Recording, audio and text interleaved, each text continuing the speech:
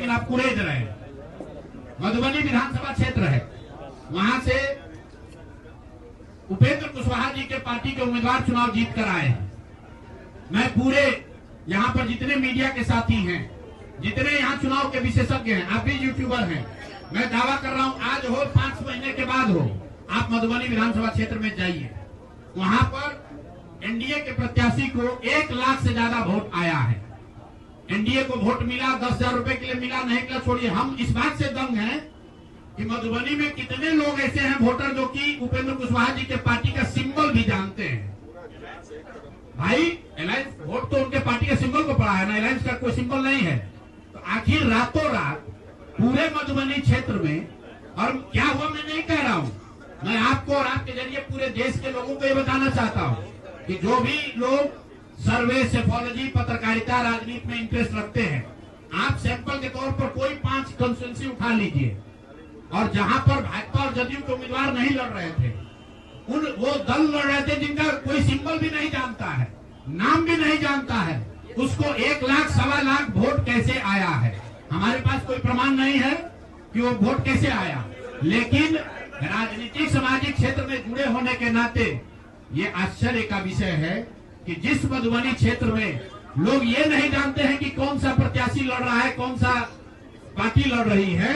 उस पार्टी का सिंबल क्या है, उसको 1.25 लाख वोट आया है। और जो लोग वहां जीवन भर राजनीति कर रहे हैं उनको वोट नहीं आया। संभव है उनको इतना समर्थन है, लेकिन मेरा आपसे आग्रह ये, भाई देखो 1 मिनट आप रुकिए, आपका सवाल 10 ले चुके हैं, और भी तो लोग हैं, आपका एक और ले लेंगे, आप शांति से बैठिए, ऐसा मत घबराइए, हम यहाँ बैठे हुए हैं। और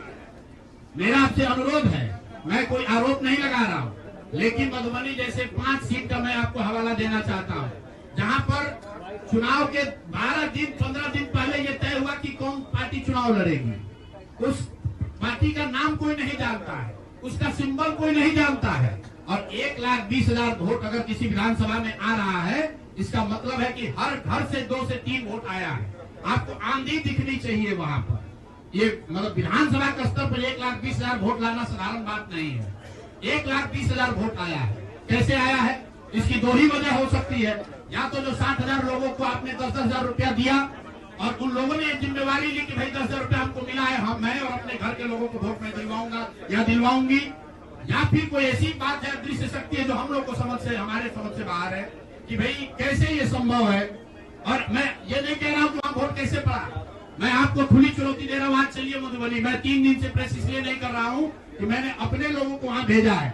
और मधुबनी में मैंने कहा भाई पूछो तो कि उपेंद्र कुशवाहा जी के पार्टी का सिंबल क्या है। 30% लोगों को सिंबल नहीं मालूम है कि सिंबल क्या है, और उनको 1 लाख से ज्यादा वहाँ वोट आया है। मुझे उपेंद्र कुशवाहा जी से कोई लड़ाई नहीं है, उनको उनके पार्टी के प्रत्याशी से कोई मुझे लेना देना नहीं है। मेरा सिर्फ ये कहना है कि ऐसी कौन सी विधा है कि हम लोग 3-3 साल एक विधानसभा में घूम रहे हैं, लोगों को ये नहीं मालूम है कि जन स्वराज का चुनाव चिन्ह क्या है,